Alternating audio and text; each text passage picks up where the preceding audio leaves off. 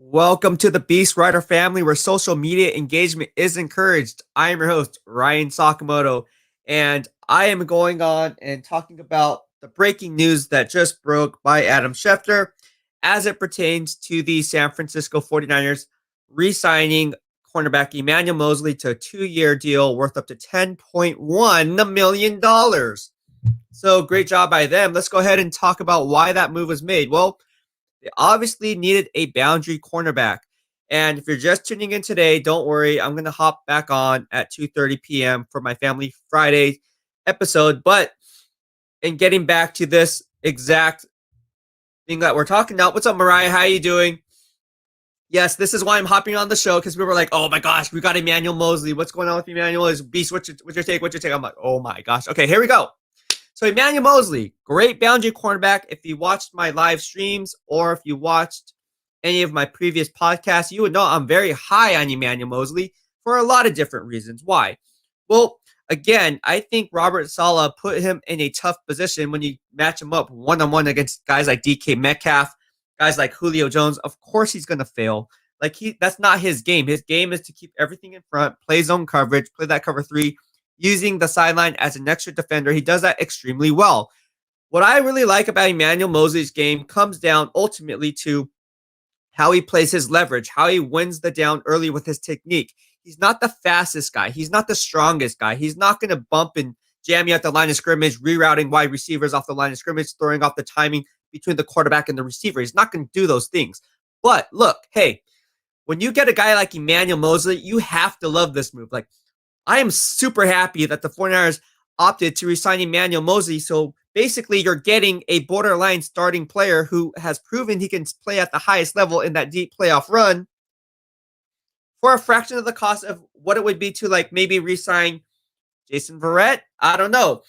Obviously, Jason Verrett is a much needed resigning. He's a better player. Obviously, I see all pro potential in his game, but when you look at the financial situation that the 49ers are finding themselves in, we still don't know what's going on with Trent Williams. We still don't know what's going on with Fred Warner. Hey, let's get Emmanuel Moseley on the cheap because at the end of the day, we know what we're getting with Emmanuel Moseley. We're getting a boundary cornerback who understands the system. He's something that DeMeco Ryans trusts and he can work with for the foreseeable future. He's young.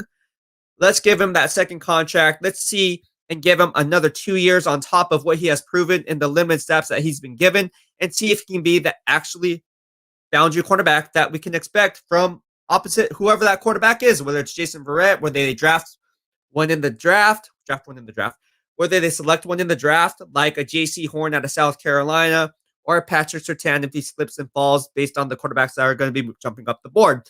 This is something that's really interesting to me. So, again, ask me any questions you have. This is on the fly, as I said. I said ask us questions. We'll answer them the best we can. Well, it's just me. But you guys get what I'm saying. Good move by the San Francisco 49ers. I couldn't be happier. You get a guy on the cheap. I mean, that's a steal. $5 million a year when you break it up APY for Emmanuel Moseley. I mean, you're going to be losing one of the three cornerbacks, right? You're going to be losing at least, well, Richard Sherman's already gone, so he's not even in the picture. But look at guys like K'Wan Williams. He's probably going to go to the New York Jets. And there was a report out, I forgot who said this, but they said that Mike Hilton would be a good boundary cornerback for the 49ers. No, because Mike Hilton is similar to what K'Wan Williams brought. He'd be a slot cornerback, not a boundary cornerback. He would get burned on the boundary. I can't understand how people put this stuff out there without doing their research or without knowing the actual system or the actual player in that system. It's just whatever. Anyways, Mike Hilton would be good for the 49ers, but in the slot role. Again, he's going to command open premium money on the open market simply because, again, you look at K'Wan Williams, you look at Mike Hilton. Those two guys, in my opinion, are top 5 slot cornerbacks. They bring a lot of coverage presence, knowing how to leverage their technique pre-snap, but more importantly than that, if you're a defensive coordinator, you know that you have an extra box defender, a guy who can blitz off the edge, can create havoc off the edge, and generate pressure up front, helping that front seven. Again, people don't understand this, but the slot cornerback position, in my opinion, is transcending. You look at players like Chauncey Gardner-Johnson from the New Orleans Saints. He's used a lot in that role. So the way the NFL is shaping up is you're looking for a slot cornerback, not like the days of Ray Mickens, right? Back with the New York Jets, where we're just using him as a slot and he could play the slot, or even a Jamar Fletcher that was a boundary cornerback then kicked into slot. But you're looking for that hybrid slot cornerback, but can also bring up the pain off the edge. And that's what I think Mike Hilton, K'Wan Williams can bring. And they're going to definitely be fighting for who's the top slot cornerback coming out in this 2021 draft free agent class, excuse me. So let me go ahead and get to your comments. I know there's a lot going on. I'm playing catch up right now. Again, if you're just tuning in, Emmanuel Moseley signed a 2-year, $10.1 million contract. I loved him coming out of Tennessee. He also played with Cam Sutton from the Pittsburgh Steelers. And if you know what my feelings on Cam Sutton, I think he brings a similar presence from a role position player. Cam Sutton in Pittsburgh, and then you have Emmanuel Moseley in San Francisco, both coming from the Tennessee Volunteers and both doing great things for their respective organizations. Again, this is a sound move by the San Francisco 49ers and one that should not go unnoticed. This is a bigger move than people realize. I believe this move is telling the 49ers that, hey, look, we have the draft coming up. We don't know what's going on with Jason Verrett. He might test the waters. He already went on record saying he's going to test free agent waters. I went on the live stream and talked about this. What is going on with Emmanuel Moseley? I mean, he wants to stay. He's cheaper. Cheaper doesn't necessarily always mean better. You know, like Warren Buffett says, price is what you pay, value is what you get. But at the end of the day, you also have to look at it from a financial perspective and say, hey, look, is the risk versus reward worth it for getting a guy like Emmanuel Moseley as opposed to maybe getting an injury-prone player like Jason Verrett? And then we can double down on those gains at pick number 12 if we choose not to go quarterback, which obviously I think they are. But let's say, hey, I'm not going to go quarterback. I'm not going to go after Mac Jones. Let's trade back again into the late teens ahead of a team like the Tennessee Titans and pick up a guy like J.C. Horn out of South Carolina, who's number 2 ranked cornerback on my big board. So now you have J.C. Horn and Emmanuel Moseley going forward. Those are 2 young boundary cornerbacks that you can live with. And I'd be so happy with those 2 guys. They would be so legit in DeMeco Ryans' system. I can see it now. I'm getting hyped up because this is a great move, again, by the San Francisco 49ers. When you ink a guy like Emmanuel Moseley to only 2-year, $10.1 million contract, that is a steal. That is a steal. And drop your comments. Let me know what you guys have to think about that. But again, everyone's happy. Look at Max Stahl from YouTube. Happy for Moseley. I think he will still improve a lot and help educate new corners in this. Absolutely. Absolutely hit it on the nail, Max. Thank you for tuning in. SF Faithful 74, thank you for tuning in from Twitter. How you doing, buddy? Be sure to subscribe to my channel so you'll be entered for our fun giveaways. I'm giving away this Family Friday game day pennant for all those who subscribe to my YouTube channel. So be sure to subscribe to my channel. Do yourself a favor. If you're on Twitter, the link is in my bio, man. It's there 24/7, 365. Just go ahead and click the link in my bio. You'll be entered for the weekly giveaways. We're also giving away this bobblehead like Jimmy G. Straight out of the box, actually straight in the box. I haven't even opened it, as you can tell. Still in there, again, with the NFL licensing logo. We are also giving away this 49ers backpack given to me by the 49ers. And again, it comes with the, can you guys see it? The NFL licensing logo. There's a lot to talk about, guys. There is a lot to talk about. All right, David Royce from Facebook. How you doing, bro? Thank you for tuning in. And he says, I love Moseley. I love Moseley too. David, do yourself a favor, man. Hit the subscribe button in the lower right-hand corner of your screen so you can subscribe to my channel. Click on the bell notification so you get notified when I go live. Also, you will be entered for our BEASTwriter family giveaways and swag. Can't go wrong with that, I'm telling you. Drew Burrows from Facebook said he is underrated. Yes, Emmanuel Moseley is underrated. And that is an understatement. No, I really like Emmanuel Moseley. I think he's going to do great things again. I'm so happy because I think this is a sound play. GM John Lynch, Kyle Shanahan, good job for recognizing talent, keeping your own in-house free agents on the team for the foreseeable future. All right. 7-0 Foul Bounce, Charlotte, Carolina Panthers fan. What's going on? What's up, bro? I didn't forget about you. I know you Panthers fans want my analysis as it pertains to Curtis Samuel hitting the open market. You guys know how I feel about Curtis Samuel. I think he's the next best thing that you guys have going for you. Unfortunately, I don't think he's going to be returning. Who is likely to be replacing him either through free agency? My thing is it's going to come in the draft, probably in a day 2 pick. I'm going to break that down for you. Don't worry. Keep pounding. I got your back, Carolina Panthers fans. Stay tuned for that. All right. Rolls Royce from YouTube says, I'm glad we got Moseley. Me too. I am so happy we got Emmanuel Moseley. I am happy. I am stoked. I love Emmanuel Moseley. I like his swagger. I like what he brings to the table. I think Emmanuel Moseley has starter potential. Obviously, we've seen him do it. Now, the problem that was expedited and under a microscope was the fact, and under a magnifying glass, was because, look it, Robert Saleh should not be putting him isolated on an island against Julio Jones or DK Metcalf. It's Julio Jones and DK Metcalf. Julio Jones single-handedly won that game, and ultimately Emmanuel Moseley was the victim. I would call him a victim because it's unfair. You put a guy who's 5'10", listed, against a guy who's 6'1", 6'2", with the frame and the speed that Julio Jones and DK Metcalf bring to the... I mean, DK Metcalf, really? That's like putting Terrell Owens against Emmanuel Moseley and say, okay, bro, everyone else do your job. Emmanuel Moseley, it's a cover 3, but we can roll into a cover 1 single high safety, and you're going to be stuck on an island because that safety is likely to help the other side of the field because Richard Sherman can't hold his side of the boundary. But, hey, man, you got DK Metcalf. I have enough trust in you to get it done. You have the sideline as your friend, so just squeeze him to the sideline. It doesn't work that way, bro. Oh my gosh, how safeties play their splits is ultimately going to determine where that boundary help is going to come into play. All right, let's go ahead and move on. Rolls Royce from YouTube, what is up, bro? Thank you for tuning in. I believe you had a question for me yesterday.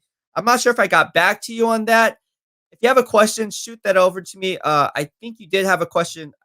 I'm not too sure if I answered that on YouTube. If I didn't, I apologize. Again, I answer every single one of my followers and family. I call it family. I don't like calling it follower. You're my follower, bro. Okay, anyways, Mariah Lee say he's been solid. I'm happy with that. Mariah, one of my most loyal followers on YouTube and Twitter, but mostly on YouTube. I'm taking all my Twitter followers over onto YouTube. All my Facebook it's all on YouTube, man. Everything's on YouTube. Anything you look for, if you want to look for a video, what do you go to? YouTube. If you look for a podcast, what do you go to? YouTube. Spotify, it's YouTube. The reason why I like YouTube, and here's the reason why I like YouTube, and all you guys were saying, you need to start a live stream. But I was like, I really don't want to show my ugly face. But hey, you guys want it? You guys got it. This is unfiltered, 100% beast, and I'm happy I'm doing it. In fact, I should have done this a long time ago. The traffic from my YouTube channel is going through the roof. We are getting thousands of watched hours. It's crazy. And really, the traction on this is going really well. So I wouldn't be here without you. Thank you so much. Again, this is why I love giving back. If you hashtag Spot Sakamoto, hashtag Spot the Beast, hashtag Spot Sakamoto content, I've been doing giveaways since day one. That is not changing. So if you're new to subscribing to my channel, this is nothing new. My BEASTwriter family knows I've been doing this since day one. I can even post pictures up. It showed up on my Facebook timeline on this day where at training camp, I was giving out free hats, t-shirts, Niner swag at training camp, and those joint practices. I'm telling you, I love giving back. It's all about giving back. All right.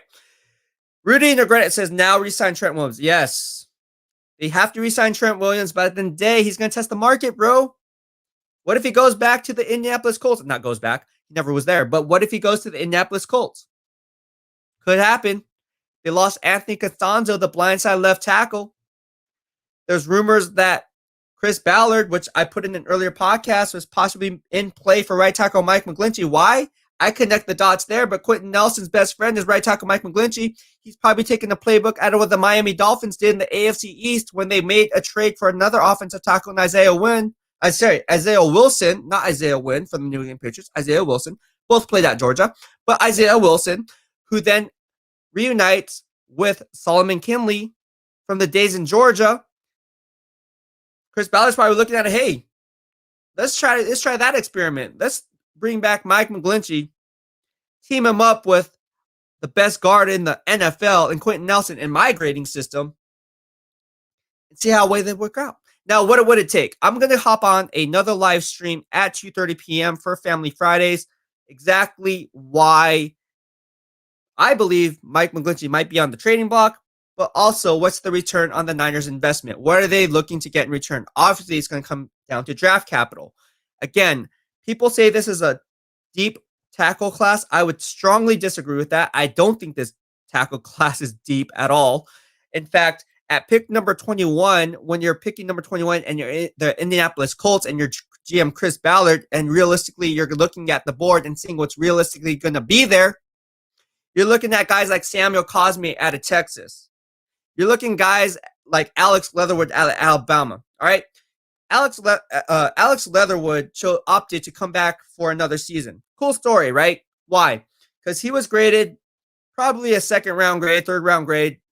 Definitely some gave him a first round grade. Came back, he solidified his first round grade, obviously, because this tackle class, again, is not the strongest. But in any given draft, I would say Alex Leatherwood would be a borderline first, second round pick. That's just my opinion. Samuel Cosme, same deal. So these tackles are going to be pushed up the board simply because it's not as strong a class as people think it is. Trust me on this. I'm telling you. So at pick number 21, if you're GM Chris Ballard and you're sitting there on the board looking at the mock drafts, sitting with your director of college scouting and looking at your vertical board and looking at the horizontal board and then deciphering between the two and seeing what's out in free agency based on the money that you have, you're looking at this like, hey, all right, cool story, bro. Samuel Cosme, Alex Leatherwood, they will be there at 21 because we know Washington's likely going to go wide receiver. They're probably going to go after a guy like Kadarius Toney. All right. So realistically, do we want Samuel Cosme, or can we place our trust in Alex Leatherwood as opposed to getting a guy like right tackle Mike McGlinchey? Who's better? Mike McGlinchey is definitely better than those two guys. That's my opinion. And there's a reason why Chris Ballard was at the Notre Dame Pro Day watching Quentin Nelson and right tackle Mike McGlinchey specifically. To put it further, I keep notes on every single player on every single pro day. This is how I run my mock draft, so I cross-check it. I see who's there. I see the tells. I see the smoke screens, and I then decipher transcripts, what they had to say pre- and post-draft. It's legit.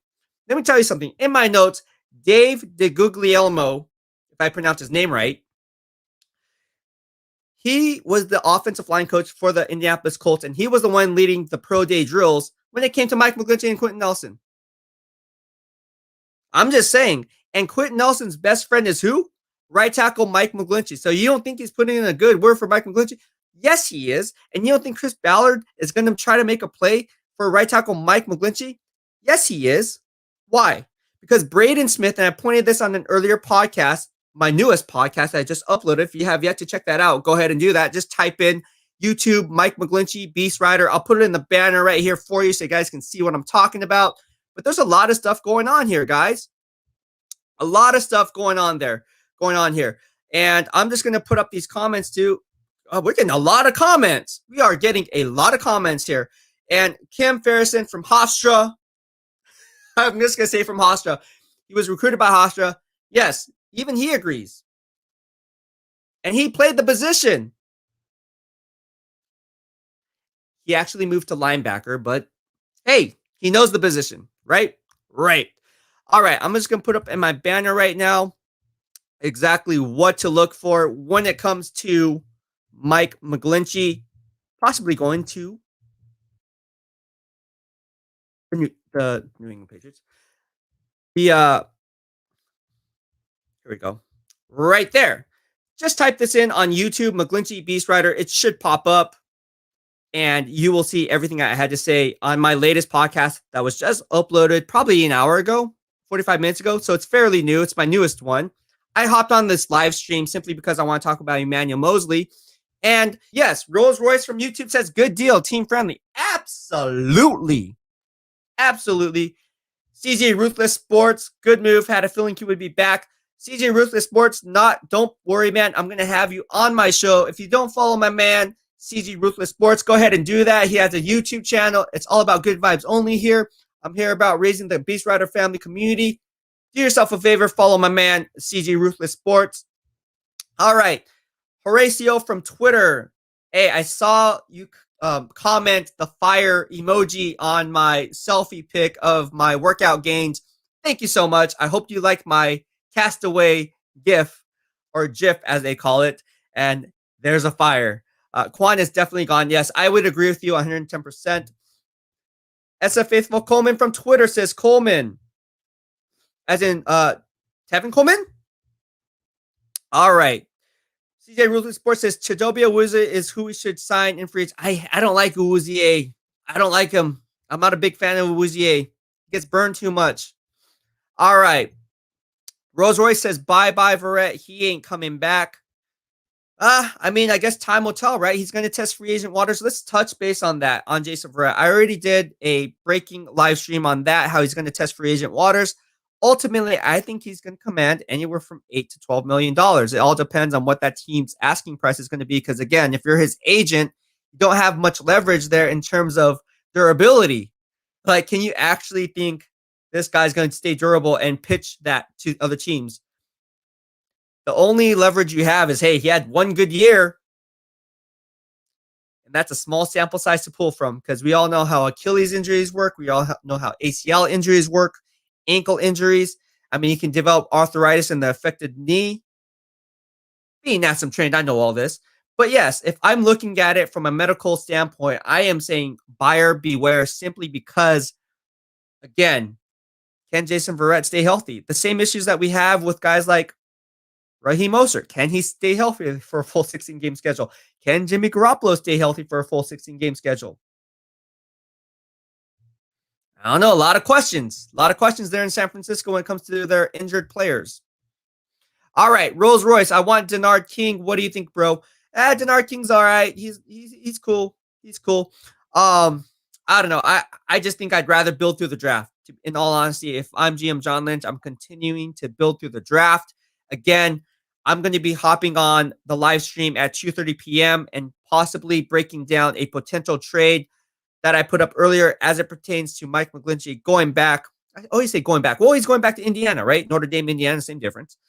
Going to Indiana and reuniting with Quentin Nelson. Exactly what's the return on the investment that the GM John Lynch and Kyle Shanahan regime would actually get in return?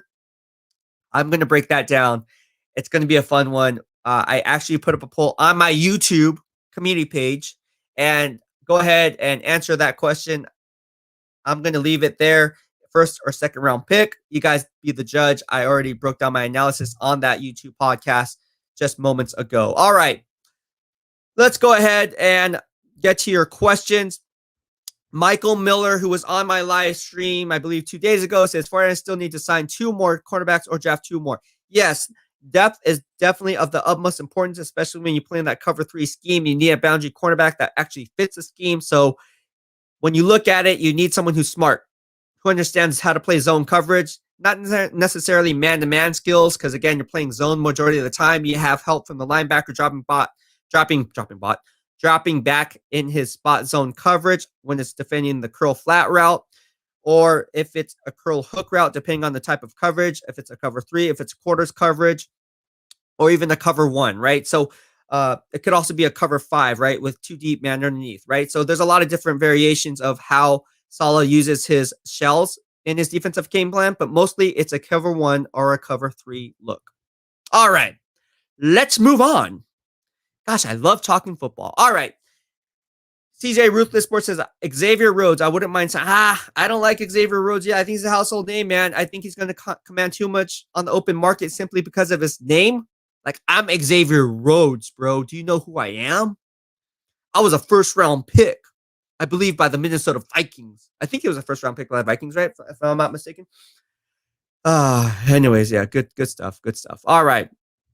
Ask me any question you have, and I'll be sure to answer that for you. Let's go ahead and get to your questions. It's going to be interesting. I'm going to put up a banner here. Again, if you have yet to follow my YouTube channel, you see that? See, look at that ticker. Go ahead and hit the subscribe button in the lower right-hand corner of your screen. If you're on Twitter, go ahead and subscribe by clicking the link in my bio. It's up there 24/7, 365. So you'll be entered for our weekly giveaways. I'm telling you, man.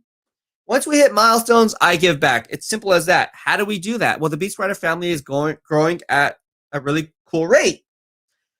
And how we're doing it is we're building it up organically. I'm not doing a paid promotion. Obviously, I think I provide value with my channel. So the faster we grow, share my content. If you like it, thumbs it up.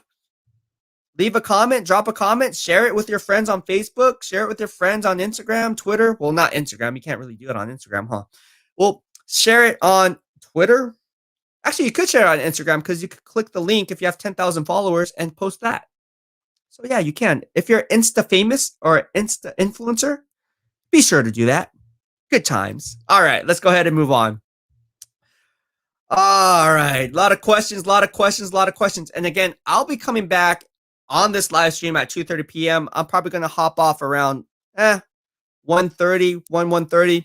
And I just love talking football with you guys. If you have any other questions regarding the NFL in general, like free agency, like who are the 49ers actually going to target, you guys know how I feel about that. I already broke it down on who would be cap casualties. It plays out in my favor. My YouTube receipts are checking out. If you checked out my live stream podcast earlier, I said Mitchell Schwartz, Eric Fisher, both gone. Not surprised. I also said, don't be surprised, Chandler Jones. I'm just saying, don't be surprised, Chandler Jones. A few other ones, Robert Alford, Jarrell Casey, Gabe Jackson. These are things I already pointed out. I mean, this is just off the top of my head. I mean, I said this before it happened. So, again, everything's playing out how I see it playing out. Now, we have to see how free agency is going to play out because, again, ultimately it comes down like to thinking like the GM. To be a spot on your predictions and analysis, you really have to take yourself out of the equation and look at it from a GM's perspective. What is GM Chris Ballard going to do, right? What is GM John Lynch realistically going to do? Well, you have to look at what he's done in the past and then look at the current state of the franchise and say, okay, well, if he's thinking like this based on what's come out in free agency and he knows that's how he ranks his players, see? Then you can kind of figure out how he's going to play free agency before he heads into the draft. Make sense? Makes sense. All right. Let's go ahead and move on. There is a lot. And again, we're all about good vibes only. So it doesn't matter if you're a Niner fan. It doesn't matter if you're a Carolina Panthers fan. Pittsburgh Steelers fans. I have a lot of Pittsburgh Steelers fans in here. Much love to you Yenzers out there. And again, everything's about good vibes only, right? Like, I don't care if you guys have differing opinions. I have differing opinions. As long as you guys respect one another, that's all that I ask of you guys. Don't be calling each other like idiots or clowns or whatever. Like, what is the point of that? Like, ultimately, our opinions don't matter, mine included, because at the end of the day, we're not the ones making the decision. So it's just an opinion. Like, don't get bent up and worked up over it. Like, that's I don't know why people do that. All right. What's up, East Bay Chris 89? If you don't follow my man, East Bay Chris 89, thank you so much, by the way. Follow him. He has a funny Twitter. His account is on point. I love it. I follow him. East Bay Chris is the ish. I can't really curse, but it's the ish. You guys know what that means, right? All right. Follow him. I'm not joking. He's legit. He's funny. He's hilarious. Love it. All right. Let's go ahead and move on. We also have Jacob Phillips. This move frees us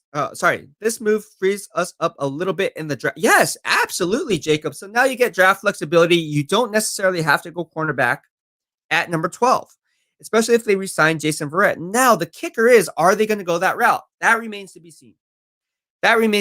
Ultimately, I still think they're going to go quarterback, and I think that quarterback ultimately might be Mac Jones, unless they trade up with a team like the Carolina Panthers or actually maybe even the Detroit Lions. They might have to hop ahead of the Carolina Panthers if they're looking for a quarterback, even though they have Teddy Bridgewater there. I don't think Matt Rule and GM Scott Fitter are sold on Teddy Bridgewater. Obviously, Scott Fitter is the new GM of the Carolina Panthers, so he's not tied to Teddy Bridgewater in any way, shape, or form, which is why he's in trade discussions with the Houston Texans for Deshaun Watson, or at least rumored to be. Already broke that down on an earlier podcast.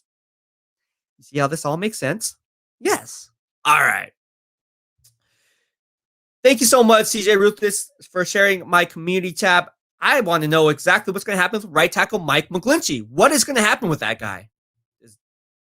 Do you guys want Mike McGlinchey on the 49ers roster next year? That's a better question to ask. Honestly, it's an honest question because if you take right tackle Mike McGlinchey out of the picture and you don't have Trent Williams, who's going to be your starting offensive tackles? Are you going to be admitting that you're in a full rebuild mode, John Lynch, if you do that? Because you can't be a Super Bowl contender without a legit starting offensive line, let alone an adequate one.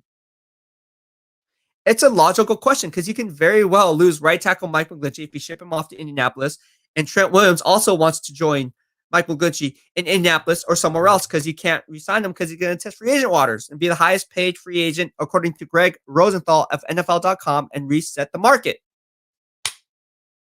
So what are you going to do? You're going to be sitting there at 12 and say, oh man, we need to get Rashawn Slater out of Northwestern. And let's try to hope and pray that he can come out and be the offensive tackle. Well, you kind of shot yourself in the foot by trading DeForest Buckner and then doing half-year rental players, mortgaging your future for third-round picks. Giving up third-round picks to Emmanuel Sanders, which is why you traded back one spot from 13 to 14 because you had to recoup draft capital from Emmanuel Sanders instead of just taking Tristan Wirfs at 13. The domino effects are there. That's why I said GM John Lynch should be on the hot seat because the DeForest Buckner has a domino effect moving forward. That trade should have never happened. I don't care. I already broke that down. You guys all agree. Let's move on. All right, Carlos from Facebook. Thank you for tuning in, Carlos. Do yourself a favor, bro. Subscribe to my YouTube channel. You see it right here below. Just open up a new web browser. Subscribe to my channel. It's plain and simple, just like Twitter, just like Facebook. You need an app. So I'm trying to build up my BEASTwriter family community inside the YouTube channel, which is growing. We already hit 1,000 subscribers. We're going for 1,500 now. So we're growing at a nice rate. I'm not saying it's freaking crazy. It's not like the freaking, oh my gosh, it's the next thing since sliced bread. I'm not saying that, but hey, man, you want giveaways? Beast got you covered. All right, let's get to your question, though. Let's talk about Fred Warner. Let's do it. And for those who don't know, Fred Warner's dad follows me on my YouTube podcast and chimes in on my podcast live streams. You guys all know that. I'm just going to leave it at that. But hey, I'm the one that broke the Fred Warner news on November 3rd that he was due for an extension, right? Lo and behold, look where we are today. All right, let's talk about Fred Warner. Let's do it. He's worth draft picks. Yes. But Sosa. But I think you said but Bosa is back this year. See, it says Sosa. I was thinking of Sammy Sosa from the Chicago Bears for some reason. But Bosa is back this year. I get it, bro. Will Warner stick around for a potential Super Bowl run? He should. He should. Fred Warner should not be traded. I already put this up on my Twitter receipts. It's a pinned post. I said, don't trade Nick Bosa. Don't trade Fred Warner. Don't trade George Kittle. Don't trade your foundational core players. If I'm GM John Lynch, I'm going on KNBR flagship station, letting them know, let the world know, hey, look, these guys are untouchable. If BEASTwriter or anyone else puts this out there, it's false. Then it'd be a done deal. It'd be a dead issue, but it's not. Why? Why isn't Fred Warner being extended right now? I put up a podcast on this earlier. It got a lot of great feedback. In fact, it makes sense. Is the reason why Fred Warner is not being extended is simply due to the fact that they're using him as trade bait for a potential quarterback play. Why are you waiting? The 2018 draft class is going to reset the market. You have Tremaine Edmonds. You have Roquan Smith, drafted number 8 overall, one pick ahead of Mike McGlinchey, who went number 9 with the Chicago Bears. So you're going to have to make a play. You have Darius Leonard coming up. Obviously, the Indianapolis Colts have salary cap health to go ahead and extend him right now. Force the 49ers' hands to say, hey, look, we paid Darius Leonard this. Now Fred Warner is going to say, oh, I'm better than Darius Leonard, bro. You guys got to pay me more than what Darius Leonard got in guaranteed money. You see how this plays out? And then if you're Chris Ballard, you're like, haha, well, now we just forced the 49ers' hand. We got him again, haha, because now they can't re-sign Trent Williams. They have to decide between Trent Williams or Fred Warner. They can't keep both of the players. And so that will just leave Trent Williams over to us because we need a blindside left tackle. And then we fleece the Niners once again for the second consecutive year. And they can get right tackle Mike McGlinchey. How's that? I mean, seriously, let's think about this. Is the 49ers the farm system for the Indianapolis Colts? I mean, that could very well be be the case. Like, honestly, you get DeForest Buckner, you'll pick up right tackle Mike McGlinchey. He'll end up being a Pro Bowler. I'm joking, but you guys get what I'm saying. And then they steal left tackle Trent Williams, similar to what the Yankees are to the A's, right? I don't know. I'm just saying. I'm just saying. All right, let's move on. Christopher Ross from Facebook, thank you for tuning in. Christopher, get yourself a YouTube, bro. But you're always on my live streams. I appreciate it. All right. Hopefully, Moser is the beginning of some big moves. Yeah. Hopefully. All right. We have so this thank you for tuning in. I'm not going to pronounce your Twitter handle. It's too confusing for me, but I'm just going to call you Sly. So Sly from Twitter says, so does this mean we let Verrett and Spoon walk? Not necessarily. Again, I think you can bring back Ahkello Witherspoon on a similar deal. I like Ahkello Witherspoon's intangibles. I like his critical factors. I like what he brings to the table. We see Pro Bowl potential in him. I don't want 49ers fans to give up on Ahkello Witherspoon because let me tell you, Ahkello Witherspoon led the nation in pass breakups for a reason, which is one of the reasons why GM John Lynch liked Ahkello Witherspoon and why he drafted him. Now it remains to be seen. Are they going to extend him? Or are they going to give him a second contract? I mean, that remains to be seen. I don't know. Should they? Absolutely. Because why? He'll come on the cheap. He's definitely a lot cheaper than Jason Verrett. How about this? No one's thinking about this. If you let Jason Verrett walk, because there's only so much money to go around, because again, you have to re-sign Fred Warner. The year after that, you have to re-up Nick Bosa. I mean, there's guys coming up. You're not going to have money. You can't keep restructuring deals in the form of a signing bonus to prolong a bigger issue here. You have to nip it in the butt and at some point say, hey, it's too rich for our blood, bro. I'm sorry, Trent Williams. We love you, but you got to go. Jason Verrett, we love you, but we got to go. I mean, we got to part ways. We got to mutually part ways, right? At some point, you have to say that to some of these players. Now, Ahkello Witherspoon, think about this. If you can have Ahkello Witherspoon on one side, Emmanuel Moseley on another, and let's say you want to double down on those gains by at number 12, trading back a few spots, gain draft capital, and pick up a guy like J.C. Horn. Now you have 3 young cornerbacks who you know you can win with because they've done it in the past, although Ahkello Witherspoon has been inconsistent. But then you have J.C. Horn right there as an insurance policy. He can learn the NFL game just like Jimmy Ward did, learning multiple positions. I'm not saying J.C. Horn's going to do that because I don't see that in his game. I don't think he's going to be a free safety, but you guys get what I'm saying. You can groom J.C. Horn and give Ahkello Witherspoon the starting role so he can mentor J.C. Horn. And if he screws up, bring in J.C. Horn. Then you have J.C. Horn and Emmanuel Sanders. Hey, Emmanuel Sanders, what about him? Emmanuel Moseley. And that'd be a smart play. I don't know. What do you guys think about that? All right, let's go ahead and move on. Christopher Ross says, yep, I agree with you there. I 100% agree with you. Again, I'm catching up on all the comments. We have a lot of comments here, guys. Wow. Chiming in. All right. Thank you, Big Nick from YouTube. How you doing, buddy? Thank you for tuning in. He beat Metcalf in NFC West Championship game. Oh, geez. All right. Christopher Dupas from Facebook says, thank you, first of all, Christopher. Get yourself a YouTube channel, or a YouTube subscription, and subscribe to my channel. It'd be fun. All right. I'm just happy I'm out of the Facebook duel and can comment against ridiculous comments. What did you do? Dude, join YouTube. I don't think that'll happen. Join YouTube, man. YouTube's the way to go. All right. Big Nick says Williams back would be clutch, as in K1 was. Yeah, that would be clutch. But again, what's the asking price? You have 2 guys on the free agent market. And let me just break it down. That's Mike Hilton for the Pittsburgh Steelers. And that's also K1 Williams for the San Francisco 49ers. Both those guys are going to help reset the slot cornerback position market.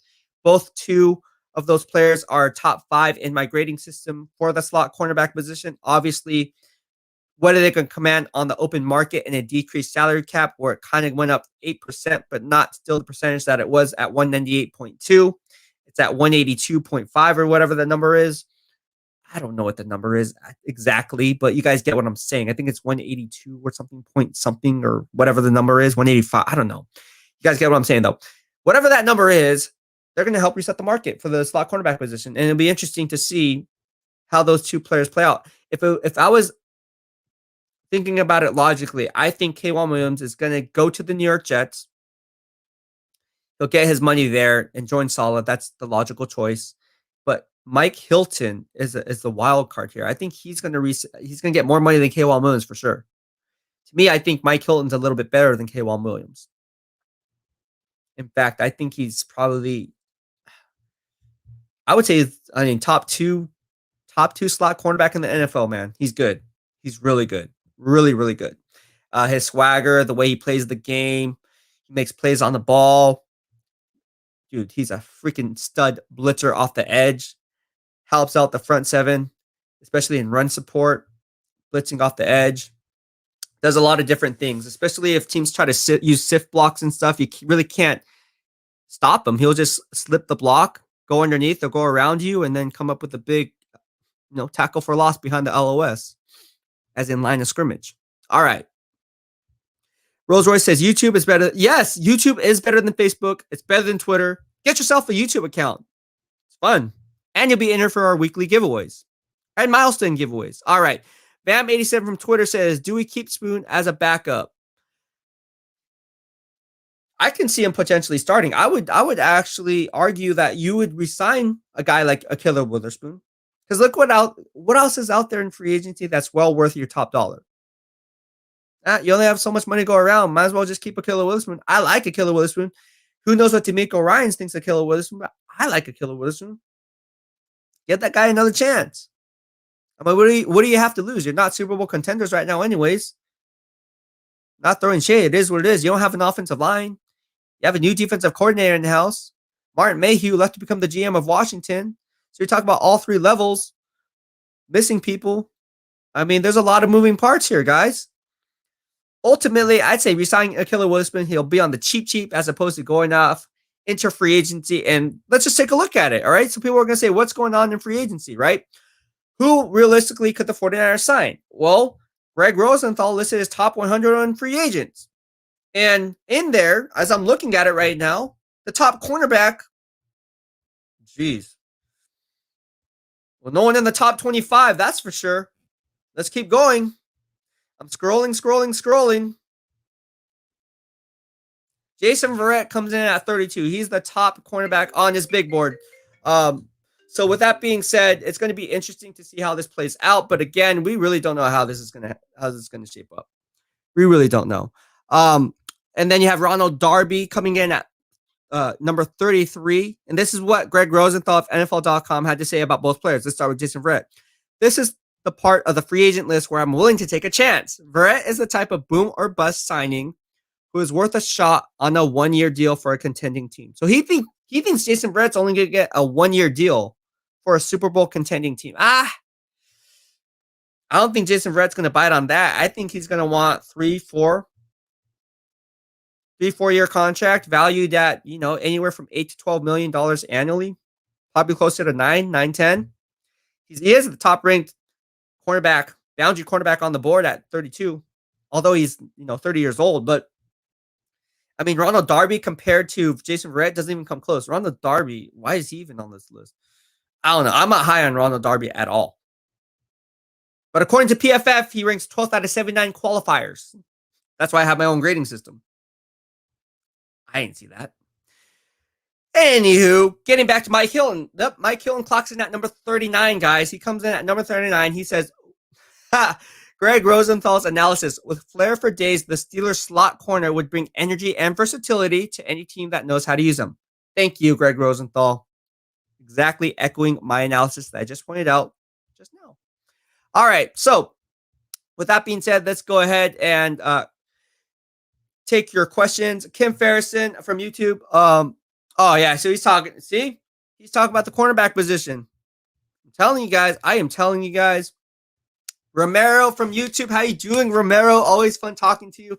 Glad you got a YouTube account. I know you like YouTube more than any other social media platform. I've been telling people YouTube's the way to go, man. But ultimately, it's up to them whether they want to get a YouTube. I can't force their hand. All I can do is give giveaways as thank you. But anyways, what do you think about your Aztecs versus Nevada in the Mount? Oh, my God. Why do you got to go there, bro? I got my Aztecs. Go Aztecs. Everyone knows I went to San Diego State. I love my Aztecs. I don't know. I don't know, man. I don't know. It's gonna. I'm gonna have to take a wait and see approach on that one. But my friends at San Diego State, we always joke around about this. Anytime we think it's the year, it's not the year. It's not the year. The closest we got obviously was Kawhi Leonard. Actually, back when I was there, back in 2005 to 2007, we had Coach. What was his name? The coach for he was coach of the Fab Five. Coach Fisher, was that his name? I don't know. Coach of the Fab Five. I should know this. Why am I drawing a blank? But he coached the Fab Five at Michigan, where they had Jalen Rose. They had guys like Ray Jackson, Jimmy Jackson. They had Juwan Howard, Chris Webber. But yeah, I don't know, man. We'll have to see how that one plays out. Zach from Twitter says, having a hard time sending comments on YouTube. That 49ers backpack will look good for my home gym. How come you're having problems commenting on YouTube? You should not have any problems at all. Tell me what those problems are, Zach, because no one else has problems on YouTube. I'm joking. I don't know. If you're really having problems, send a customer support ticket. But no, honestly, that's the first time I've heard that people had problems on YouTube as opposed to Twitter. Yeah, but that backpack, this backpack is awesome. He's referring to this backpack. Again, if you subscribe to my YouTube channel, you'll be entered for this once we hit 1,500 subscribers. What a good guy I am. What a good guy I am. All right. Let's go ahead and move on. There's a lot to discuss as we talk about your beloved San Francisco 49ers as well as everything else. Let's go ahead and what Rolls Royce says, pass up on the group. What group are you guys talking about here? Facebook group, probably. There's a lot of drama in these Facebook groups. I'm telling you, these 49ers Facebook groups, there's a lot of drama inside these. Hey, everyone wants to have a voice and be somebody on Facebook. Just like Twitter. But here in the YouTube community, it's a lot different. No, it really is. The vibe is a lot different in the BEASTwriter family here on YouTube. I'm telling you. Just go read the comments. Everyone's respectful. Everyone's respectful. When you go on to these other social media platforms, it's like everyone's trying to outdo the other. I never got the reasoning behind that. Oh, you're a clown. Oh, you're a bum. Oh, you're this, you're that. Oh, you suck. Oh, you don't make sense. Oh, you're a loser. The stuff I get on Twitter is it's so funny. People call me the least writer. They make a play on my name, BEASTwriter, least writer. What else? What else do they call me? A lot of different names. Oh, Sukamoto was another one. A play on my last name. My last name is Sakamoto. They would say Sukamoto. There's actually GIFs. Pretty funny though. Racist stuff on Twitter. I like it. I save them because it just adds fuel to my fire. I can repost those. There's a guy, I remember this one, because I work out. He's like, why don't you go and eat more ramen or something like that? Like, why don't you go eat some ramen? I forgot the tweet, but I did save it. I get all kinds of stuff. But you gotta have, if in this industry, I'm not the first, I won't be the last. You gotta have thick skin. I mean, people are always gonna come at you and people say, oh, how do you break into the industry? Well, you gotta have thick skin, right? You can't let anything that players, coaches, or anybody else, fans, followers, whatever, you can't let them get under your skin because it's no good. Like they always want to hate for a reason. If you weren't good at what you were doing, they wouldn't be hating in the first place. They wouldn't be on your platform. They wouldn't be the ones following you or engaging with you. Because if you weren't really good, they wouldn't care. But the fact that you're good means they care. That's just how I see it. Tell me if I'm wrong. I'm just keeping it 100. Everyone's going to, you guys are in the same position. I'm sure you guys, same thing. Whatever, it could be your career. Someone's jealous of you. Like, oh my gosh, that guy sucks at his job. It's like, oh, bro, he's like number one in sales. What are you talking about? Oh, yeah, but the way he does business is so. Yeah, but he's number one in sales, dude. Like, oh yeah, but I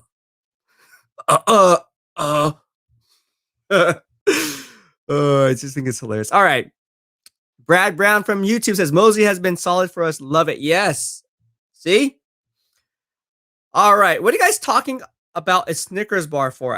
What is going on here? See, this is crazy. I'm joking. I am just joking. All right. Let's go ahead and move on. We got 49ers Ultimate Report. What up, Beast? I'm happy, Moseley. Yes, I am happy too. I'm happy that Emmanuel Moseley signed with the San Francisco 49ers on a 2-year deal. So basically, you're giving DeMeco Ryans 2 years to work with because obviously he's the DC there. And you're basically saying, hey, D'Amico Ryans, you have Emmanuel Moseley here for the next 2 years. Let's see how we can develop him further. Let's see if we can get these positional coaches up to speed on how we're trying to teach the new techniques, the new scheme that you want to implement. And this is not a project.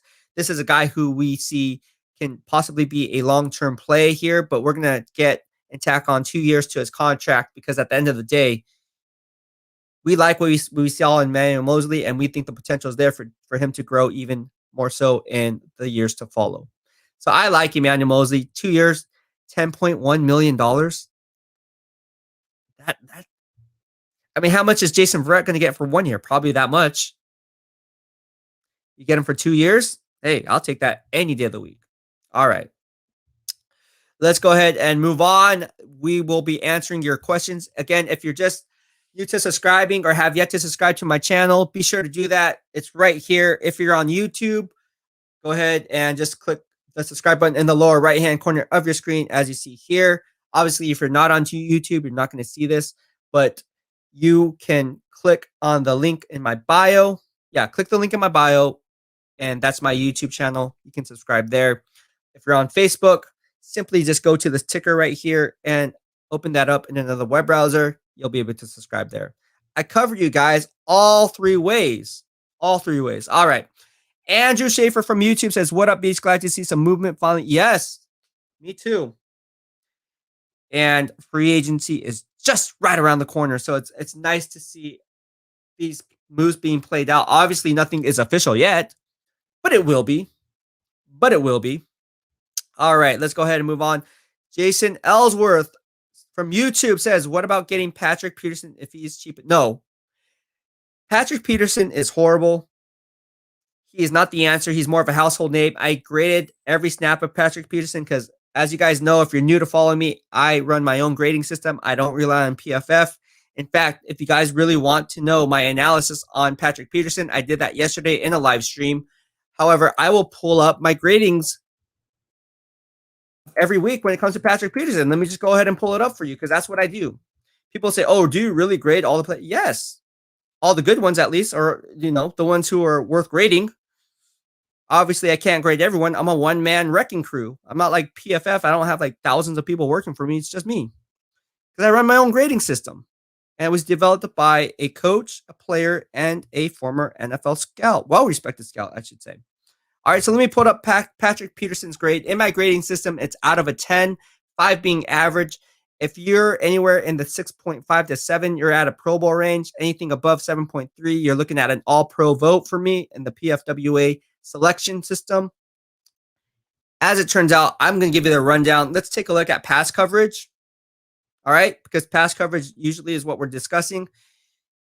He only had 4 pass breakups all season. All right, he had 2 in week 10 in my grading system, 1 in week 1, and another one in week 15. That's it. Interceptions, he had 3 interceptions, 1 in week 4, 7 in 10. All right, not bad. He had 1. Let's go ahead. Excuse me. Let's move on here. All right, here's where it gets interesting. He allowed 30 first downs all year in my grading system. In week 2, he allowed 2 first downs. In week 3, he allowed 2 first downs. In week 4, he allowed 4 first downs. In week 5, he allowed 1. In week 6, he allowed 2. In week 7, he allowed 1. Not bad. In week 9, he allowed 3. In week 10, 11, 12, 13. Week 10, 11, and 12, he gave up 2 each of those games. Week 13 gave up 3 first downs. Week 14 gave up another 2. Week 15 gave up 3. So no, Patrick Peterson is past his prime. To matters. Let's peel back another layer of the onion to get to the core. As I always say, let's take it a step further. He also gave up in my grading system 10 plays of 20 plus yards. 10 plays of 20 plus yards he gave up. You guys want to know the rundown? Week 2, week 3, week 4, week 7, week 10, week 11, week 14, week 15, and week 17. Furthermore, he had 8 penalties all season long. He had one in week 5, week 6, week 11, week 12, week 13, week 15, and week 17. Of those penalties, when you add it up, he gave up 108 yards of hidden yardage. Okay? He gave up 2 PIs in week 15. It was a 14-yard PI and then 26-yard PI. He also gets called for defensive holding. And here, 1, 2, 3, 4 times he was called for defensive holding and 1 for hands to the face in week 12. All right. So we put that all into account and he gives up 5 touchdowns against the pass week 10. Week 2, week 10, week 11, and week 15. The grade that I gave him for the year, again, 5 being average, he got a 4.6. That's not even average. So no, I would not go after a guy like Patrick Peterson. You guys didn't see I had a grading system, huh? What do you guys think about that? People are like, oh, yeah. No, my grading systems are pretty spot on. That's why I released my midseason PFF grades, or not PFF, my midseason BEASTwriter grades before PFF. It checked out. You can check that up on Twitter. They mostly mirror each other aside from 2 or 3 players. But yeah, that's for a different story. All right.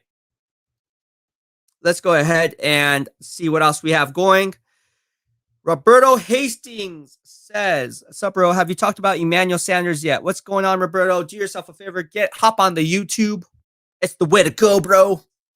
But no, seriously, I really strongly encourage you to do this. I know I'm my own hype man, but join the BEASTwriter family. Anytime you subscribe to my channel, you are part and automatically entered into the BEASTwriter family. The community engagement here is that family vibe where everyone is very well respected. If you're not, I'm going to boot you out, which I have not done to anyone. Not one person have I had trouble doing that. Because we don't need to do that. Everyone's good vibes here. All right. So anyways, I'm giving away this game day, last day at the stick, most commonly known, the pick at the stick by Navarro Bowman. Thanks to Navarro Bowman. And I am doing this giveaway later today. I'm releasing the winner on Family Fridays in the later podcast. So stay tuned for that.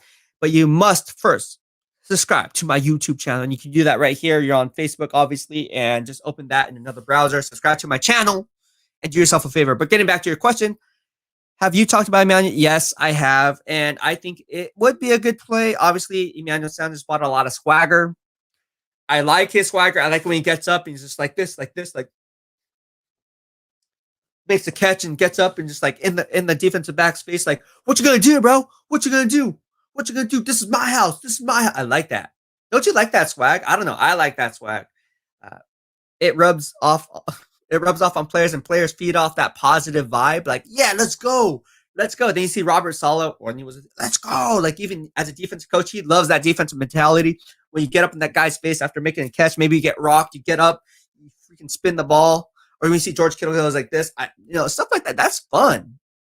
That's what it's all about, man. George Kittle, man, I'm telling you, George Kittle is a freaking beast, dude. Like, I don't know why. I don't know. Man, the Niners are so lucky to have George Kittle. George Kittle, the best tight end possibly ever. Ever. Sorry, Travis Kelce. You ain't on George Kittle's level, bro. Give me George Kittle any day. In fact, with a bum ankle, with a high ankle sprain, I don't care what he has. Give me George Kittle injured. I still take George Kittle any day of the week over a healthy 110% Travis Kelce. George Kittle does more than Travis Kelce overall. Why? Look at his blocking skills, bro. He's the overall complete tight end. George Kittle gets my vote every year for first team PFWA All-Pro team, except for this year he got hurt. Obviously, the way I run my grading systems when selecting All-Pros, you have to play at least 80% of the snaps. Durability is the best availability, right? So that's how I run my grades. But anyways, that's for a different story. All right. Chic Niner, thank you for tuning in, bro. From YouTube says, who's next getting signed by Hyder? Great question. Well, let's look at the needs, right? So right now, Kerry Hyder is set to become an unrestricted free agent. Don't be surprised. I don't see him coming back to San Francisco.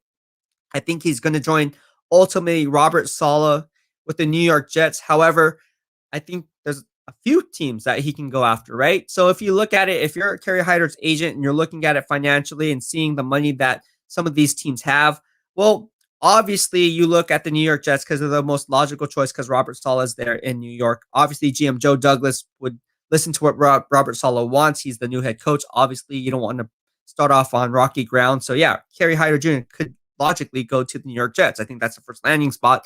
However, there's other teams in play, right? So obviously he's not good for a 34 base defense. He's a 4-3 defensive end strictly. And you have to look at the scheme fit. And the scheme fit, depending on what kind of defense that they're installing. I mean, you look at teams like, let's say, I don't know. I mean, you can look at the Detroit Lions. They need help across the board. What about the Jacksonville Jaguars? They need help across the board. So they don't really need a defensive end, but I mean, they could use depth. Kerry Hyder Jr., they have the financial flexibility to go ahead and make a play. Carolina Panthers, they need a defensive end. They could use a Kerry Hyder Jr. Denver Broncos, no, they play a 3-4 base. I don't see them. Obviously, we have the San Francisco 49ers. He could return. We don't know what's going on there, but he could return. The Minnesota Vikings. I mean, they no longer have Yannick Ngakoue, who they traded for. We don't know what's going on with Danielle Hunter. They need a pass rusher. Could Kerry Hyder Jr. make a play and join Minnesota? I mean, they're obviously in the market when they're sitting there at number 14 for a defensive lineman.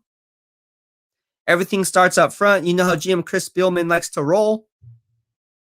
I don't know. That could be a play. So New England Patriots, not so much. They play a 34 base defense. I don't see him being a fit there. But yeah, there's a lot of different teams. You look at the Las Vegas Raiders. What about the Las Vegas Raiders? Could they make a play for a Kerry Hyder Jr.? I don't know. There's a lot of teams on the open market. Definitely he has a market. Now, whether a team's going to re-sign him, like the San Francisco 49ers or someone else, I don't know. I have no clue. All right. Mike from YouTube says, greetings from Hungary. Oh, wow. Goodness for 49ers. You're from Hungary. Oh, thank you for tuning in. I appreciate it. I have people from the Bahamas, from Hungary, from Sweden, from Australia. It's crazy. I have no idea how you found me. That's awesome. I don't know how you guys are finding me from different countries, but that's really awesome. I must be doing something right. But from Hungary, welcome. What's the time zone over there in Hungary? Am I even pronouncing it right? It's definitely not Hungary, although I am hungry. I need to hit my pre-workout pretty soon because I need to hit the gym in a little bit. But then I also have to hop on a podcast at 2:30, so I'm debating whether I should just close out this podcast or just keep this one going and then forget the 2:30 live stream. No, I'm joking. I have to do both. All right. Sheik from YouTube says, I want Rashawn Slater at right tackle. I mean, I like Rashawn Slater. I wouldn't select him at 12, man. I mean, I know the need is there, but you already have right tackle Mike McGlinchey.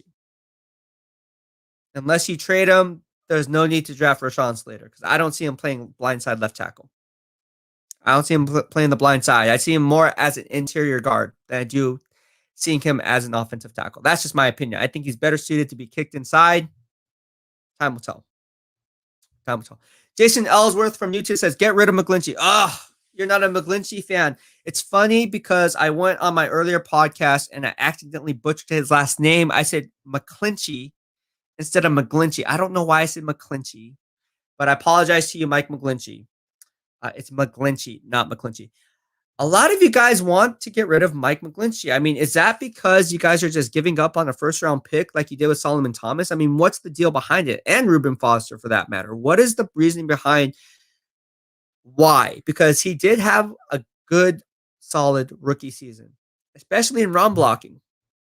You guys don't think or have any ray of hope that he can return to that 2018 form that PFF graded him so highly on? All right. Let's move on. Jerry Yang from YouTube. What's up, Jerry? Need a legit offensive line or quarterback will get. Yes. I agree with you. 110%. So it's going to be interesting what's going to happen with right tackle Mike McGlinchey. Again, we still don't know what's going on. If you're just tuning in, he's been in trade rumors with the Indianapolis Colts. Apparently, the Colts reached out inquiring about his services. Quentin Nelson is his best friend. So if you put two and two together, obviously he's going to put in a good word to GM Chris Ballard.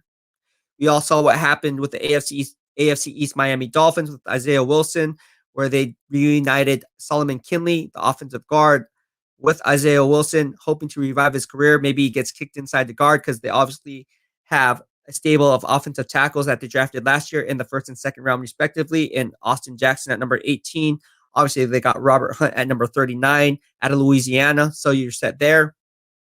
A lot of teams are trending this way. It looks like they're just getting college players who played with each other and said, hey, look, they had success in college. Can we duplicate this in the NFL?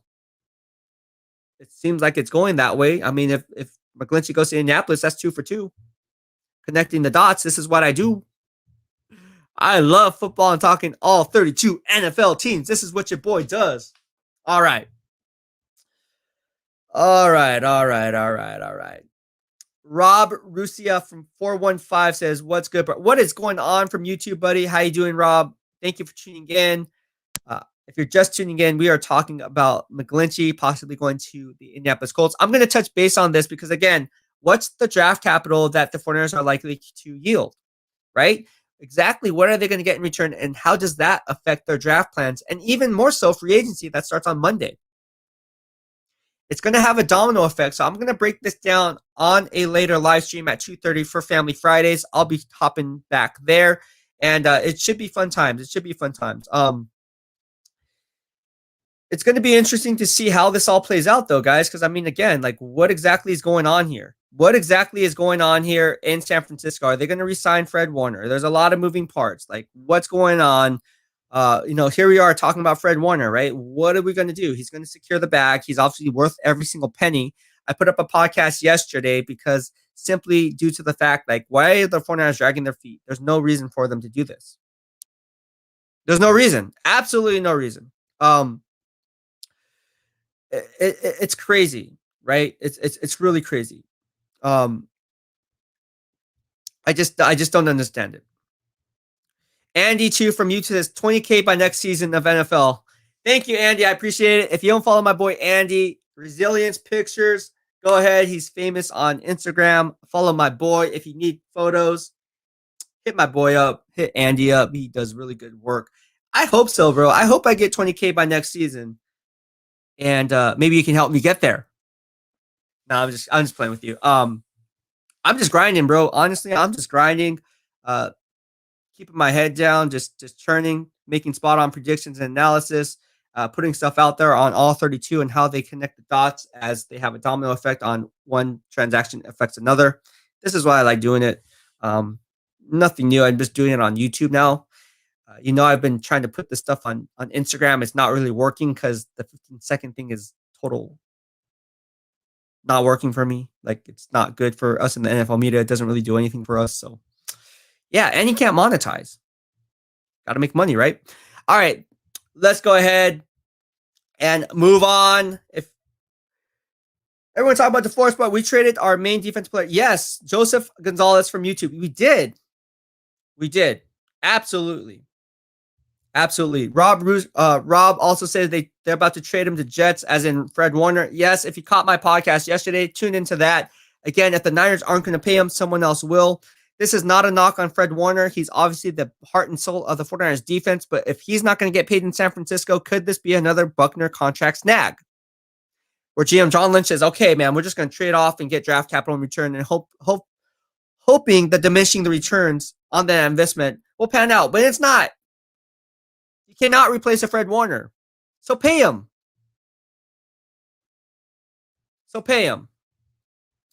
All right.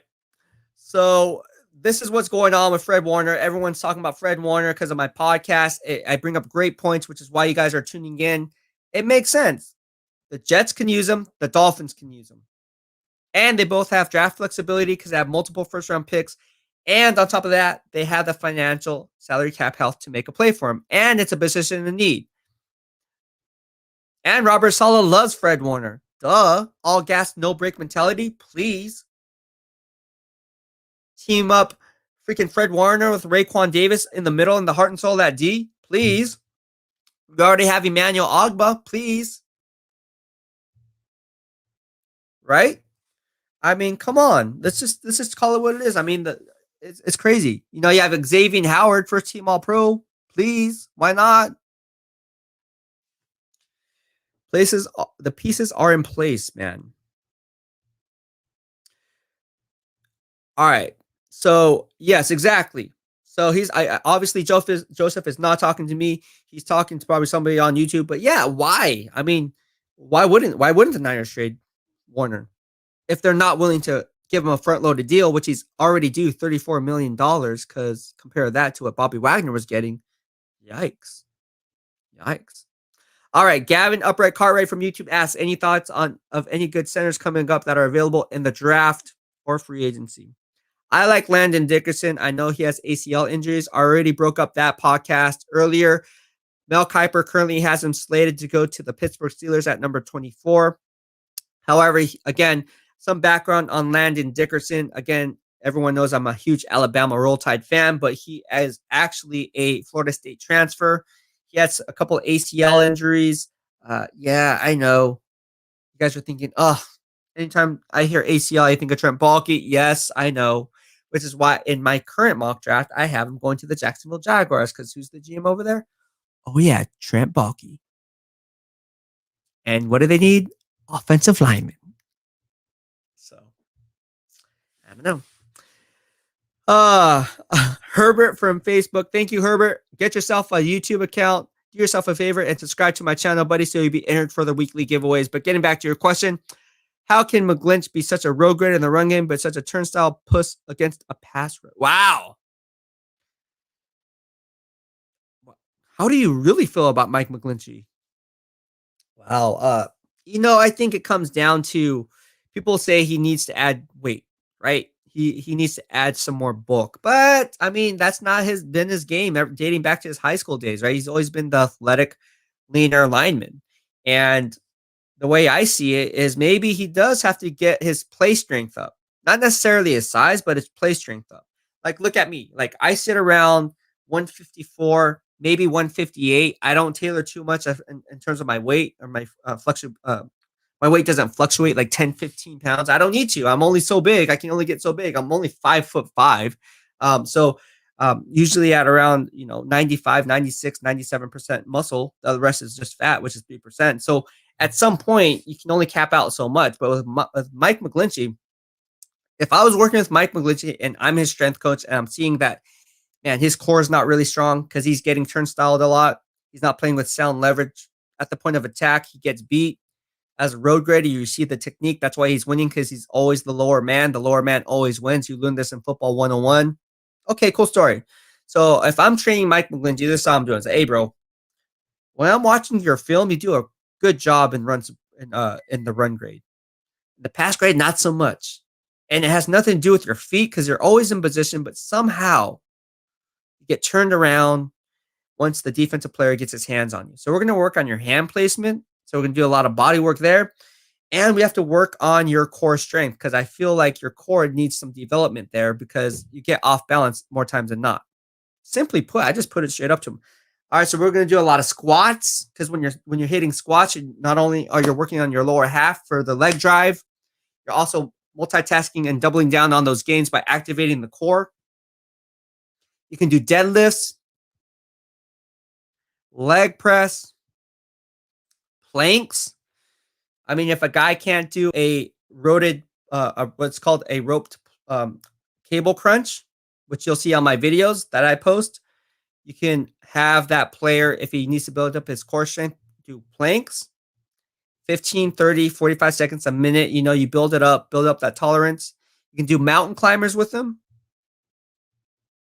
You can do obliques, work on the obliques, because again, if he's a turnstile, you're going to want to work on the side, the obliques, not just the front, but you need to work on the right here. It's called the obliques. That's what I would do. Work on his balance, his footwork. Maybe some stabilization, endurance training, some balance mobility issues, have him on a medicine ball, work on that. A lot of different things I'd be working with Mike McGlinchey. And it's funny because Mike McGlinchey came to me, and the first thing he said when I worked with them at Levi Stadium, I come in the locker room, the day he was drafted, the first practice, I remember the first thing he sees is when I walk in, he's like, dude, how do I get arms like yours? Like legit asked me, how do I get arms like yours? And I said, dude, I just lift heavy. I do rep counts. I do a few sets. I take rest periods. Depends on where my coach wants and where I am in my prep. But realistically, I do these things, do hammer curls. You have to know pronation, subnation, and how your body operates as far as the kinetic chain. Make sure you're not using the momentum to swing the weight up. Make sure you have a strong foundational base. Make sure you have a strong core. A lot of people do their bicep curls sitting down. You don't want to do that. You want to do it standing up, especially if you're Mike McGlinchey, because why? You're always in a standing posture. You're not sitting down, right? So you're activating the core as a secondary muscle. You get inside curls, outside curls, hammer curls, crossface curls, reverse curls. I don't know. There's a lot of different things. But anyways, it was an interesting story that Mike McGlinchey asked because yeah, I could have helped him. But he has some big arms too. I think he was more just making a compliment. All right. Michael from YouTube says, bro, love your content, always ahead of the curve and talking about the facts and reading between the lines. Keep grinding. Thank you so much, Michael. I appreciate the love, bro. It really means a lot. Thank you for tuning in. Rep the Bay from YouTube says, the 49ers always surprise us in free agency and sign someone we don't expect. What players do you think they might go after that we don't expect them to? I have to think about this. I don't just throw out names like, oh, yeah, here's the answer. Oh, that's a great question. A player that we don't expect them to. It's going to be someone like, Mitchell Schwartz. He's a right tackle for the Kansas City Chiefs. If they move on from Mike McGlinchey, don't be surprised if Mitchell Schwartz comes to San Francisco. This is something I point out in my live stream before Mitchell Schwartz was released. Again, my YouTube receipts are checking out. This is why you guys follow me for my forward thinking analysis. I said Eric Fisher and Mitchell Schwartz will both be released. People saying, no, my gosh, that's not going to happen because look what happened in the Super Bowl. I said, you're not thinking like Brett Veach, bro. You're not thinking like the freaking GM. Like, trust. And then now he was like, oh, you're right, dude. Like, okay, just calm down. Relax. I'm not always right, but, more times than not, I am. In this case, I was. So, Mitchell Schwartz, that's my answer. I said the Niners should have went after Mitchell Schwartz the first time. They didn't. All right. Should the 49ers pursue Romeo Okwara in free agent? No. That's a hard pass. I don't like it. All right. Sheik Knight says Achilles in the doghouse. Yeah, that may be true. Brina, how you doing from YouTube? Thank you so much. Brina follows me on YouTube and Twitter. Go follow my girl, Brina. How you doing today? Great person. Love Brina. She always supports me. And yeah. All right. Alejandro Bermudez says, what I read from other 49er sites, his technique and protecting are not that great. What 49er sites are you talking about and who is actually saying this? Let me know. What can we draft? Yes. Everyone likes Asante Samuel. I love Asante Samuel. Again, he's a legacy, just like Patrick Surtain Jr. is, just like J.C. Horn is. Both of their fathers played in the NFL. Asante Samuel, obviously, his dad played with the New England Patriots over the years. Yeah, I can see it happening. Absolutely. All right. Whew. Thank you, Antonio from YouTube. I appreciate it. Yeah, you make great points. All right. Alex Faulkner, my man Alex says, I'm late here. Does this indicate we're not signing Verrett? Man, I touched base on this, brother. I don't know if they're going to resign Jason Verrett. I think it's a sign that they're looking in another direction. Again, my play, if I'm GM John Lynch and I'm looking at my financial cap space that I have, I would rather roll with Emmanuel Moseley and re-sign Ahkello Witherspoon. People want to give up on Ahkello Witherspoon. They say he's in the doghouse. Hey, get this guy out of the doghouse. I hate that doghouse talk. This is a new year. This is a new regime on the defense side of the football. D'Amico Ryans should be well to give Ahkello Witherspoon a fresh start because then it gives players a perspective like, hey, look, like this is a new, like, yeah, Ahkello Witherspoon was in the doghouse and they're solid, but under D'Amico Ryans, man, he's giving him a second chance.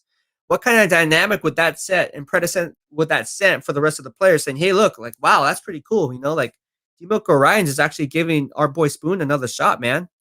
Like, I kind of like that, man. That means he actually likes us, like he trusts us to get the job done. You have to look at it from a player's perspective because, again, the cultural dynamic of losing Saul is huge. So what dynamic as D'Amico Ryans is going to set and the example that he's going to set for his players when he comes in? Obviously, you guys already know what he's getting because he was a positional coach for so many years, but now he's the head guy. He's the head honcho. So if I'm D'Amico Ryans, I'll be like, hey, Ahkello, come here. I know you're in the doghouse, bro, like last year, but hey, I'm the DC, man. Like, I see talent in you. I believe in you. I think he can be a Pro Bowl player. I'm going to talk to John Lynch. I'm going to ask him to see if we can kind of work out a deal to we're going to give you a second shot, man. Honestly, because I believe in you and I believe that you can help this team win. Would you be open to that? Killer was like, yeah, man, I'm down. All right, man. And just to let you know, man, like you're gonna have to be fighting for that starting spot, man. Nothing's gonna be handed to you. You know, we might be drafting the cornerback at number 12 or trade down for a guy like J.C. Horn. Would you be willing to entertain competition? And if so, if we brought in a guy like J.C. Horn, would you be willing to mentor him and helping him learn the system? Absolutely. Okay, cool. Done deal. That's what team's all about. That's what team is all about. Plain and simple. All right, let's move on. Woo! A lot of stuff. Lot of stuff going on. A lot of stuff going on. All right. CJ Bully buys subs. Your stream got shared by the sub buyer. What is that supposed to mean? I have no idea what that means. But okay. I have no idea what that means. Does anyone know what that means? Is that good or is that bad? He had a laughing emoji. Is this good or is this bad? I don't know. Whatever. All right, Gavin Upright Cartwright. What date are we going to find out if Juice is going to? Oh man, that's a great question. I don't know. I don't know, bro. That's a great question.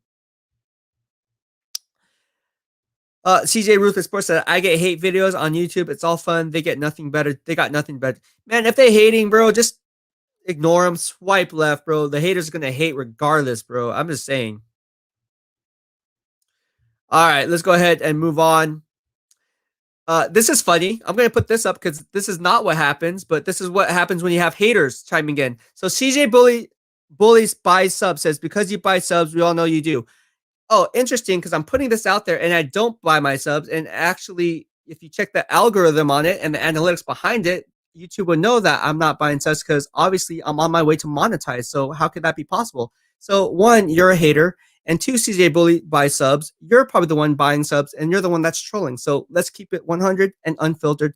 I just got you, bro. You were just a joke. Plain and simple. That's why I have this out here. If I was buying subs, why would I put this out there? Yeah, cool story, bro. Next, swipe left. BEASTwriter out, bro. You gone. See how this works? This is how we roll. I don't take BS from anybody. If you want to come out, that's not how we do it in the BEASTwriter family. If you want to try to call me out like that, no. And that's not true, which is why I put it up there. See, people always chime in. All the haters try to come in, and you just swipe left. Like, bro, there's a reason why you on my channel, bro, and not the other way around. There's a reason why you're watching me. Just saying. All right. Romero Puentes says, since you follow Alabama a lot, do you think Deontay Brown fits Kyle Shanahan's offensive line scheme? Man, Deontay Brown's a big boy, bro. I don't know if he fits his offensive line. He's too big. I think he's a big guy. He's more of a power run based guy. That's my analysis on that. CJ Roosevelt says, Discord the troll. He's one of those guys who got nothing better to do. Exactly.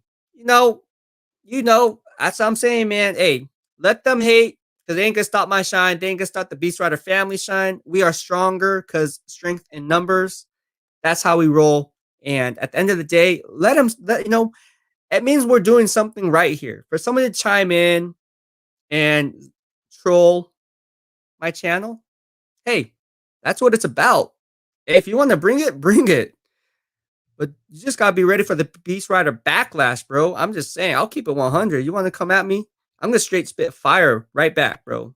And everybody who knows how I do this, hey, y'all seen my Instagram stories, man. If you try to come at me sideways, it's going to pop off. It's going to pop off for sure. I'm not afraid to spit back respectfully and professionally. All right. Gavin Upright Cartwright, and it'd be entertaining. You guys would love this, right? You would love trolls chiming in and me just shutting them up. I don't know. Come at me, see what happens. Everyone's tough behind a keyboard. Everyone tries to be a keyboard gangster, but would they really actually say that to my face? Absolutely not.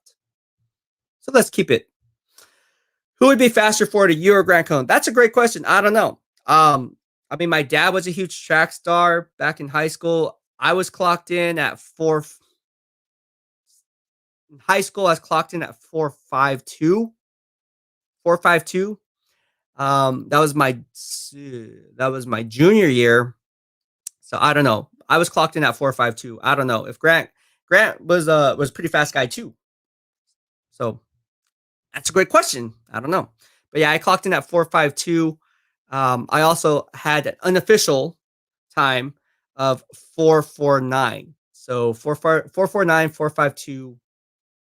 I don't know. I would say higher end. I would still say 4.52 just because I don't know. The other one was whatever. If you want to take the middle, say 4.5. I don't know. 4.52. Not slow, that's for sure. All right. Because I did have to go up against James Jones in high school. All right. Tart being out. Who fills that position? From YouTube.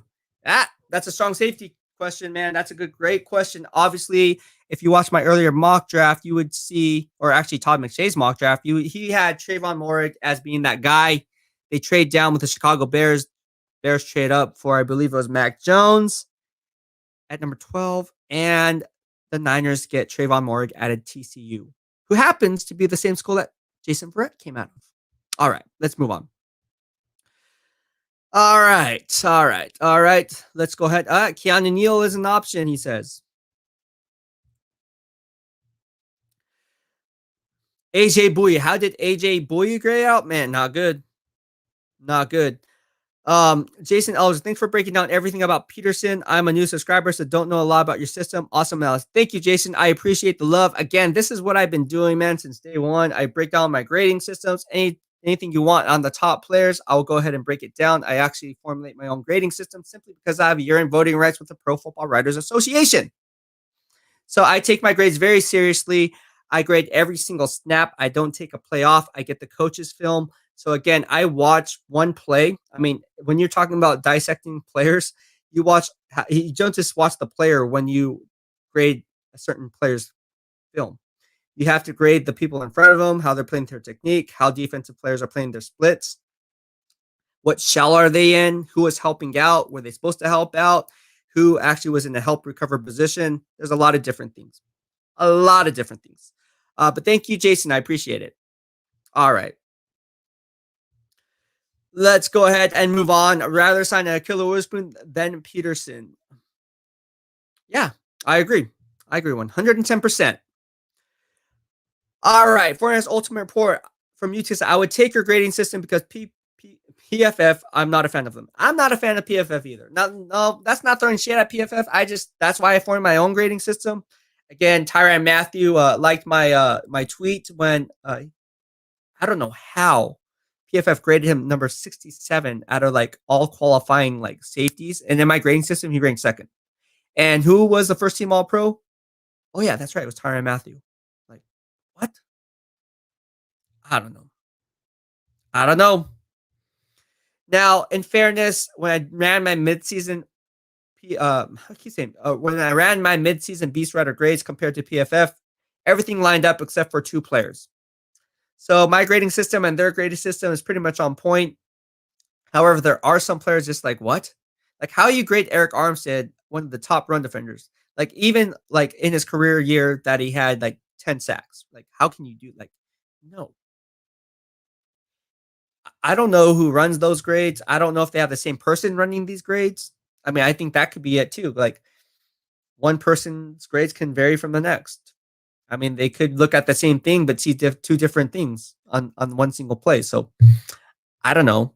But what I know is my grades is just me. So it's no. You should not pursue Drew Brees because isn't he retiring? No, he's not. He's definitely not going to be in San Francisco. Okay.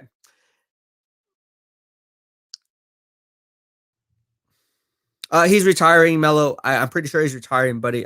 I don't know I don't know exactly what's going on there, but yeah, he is definitely retiring, in my opinion. All right, Antonio Lozado, Joseph. The Bucks were physical, but did you look at Kelsey's stats? Oh, he's talking about Joseph. I was like, what's going on here? Yes, Joseph Gonzalez. Kittle is the best, hands down, the best talent in all the NFL. Give me Kittle any day of the week, man. That's all I'm saying. All right. Isn't Chris Kosarick the one who loves Hyder? Could you see Solid trying to sign Blair or not Hyder? Yeah, oh, good. Cole from Twitter. Cole, get yourself a YouTube account, man. You know better. But no, to answer your question, yes. I can see Kerry Hyder Jr. being, being in New York, obviously. But I can also see Ronald Blair joining the New York Jets. I like Ronald Blair. Anyone who knows Ronald Blair, you guys know I gave him the nickname Optimus Prime. Why? Because he can do a multitude of different things. You guys want to talk about body analysis? Ronald Blair, when he came into the NFL, was strong as an ox. He can play the 3-4 nose technique. I believe he came out of what, the 2017 NFL draft class, right? If I'm not mistaken. Um, oh no, it was 2016 draft class. I think it was Trent Baalke's last year. So that would be 2016, right? That would be Chip Kelly's first year as head coach. At Appalachian State, I believe he was drafted in the 5th round, if I remember correctly. Jeez Louise, I can't. If I'm getting this, I believe Daniel Kilgore was also drafted. My man Daniel Kilgore, props to you, good friend of mine at Appalachian State. But no, Ronald Blair, also a good guy at Appalachian State. I gave him the nickname Optimus Prime simply because he could play the piano along the line. He's very strong at the point of attack. He was playing in a 34 base defense. They use him as a nose tackle. He can also play the 3-4 defensive end position. So a lot of different moving parts. They then tried to convert him to outside linebacker, so he had to drop weight there. Did a nice job there, and now he's back to being a 4-3 defensive end. And do I see him possibly being a play with Robert Saleh in New York? Absolutely. But don't count out the Seattle Seahawks, because Seattle Seahawks tend to take defensive linemen from the San Francisco 49ers. And Pete Carroll would love to have a guy like Ronald Blair on his team. I think Ronald Blair on the Seattle Seahawks would probably rack up maybe 5-6 sacks if healthy, because Ronald Blair is that type of guy. He is one of the most underrated players when healthy. In fact, I would argue that when healthy, he would be a better player than Kerry Hyder Jr. I'm just saying. That's how highly I think of Ronald Blair. All right, let's go ahead and move on.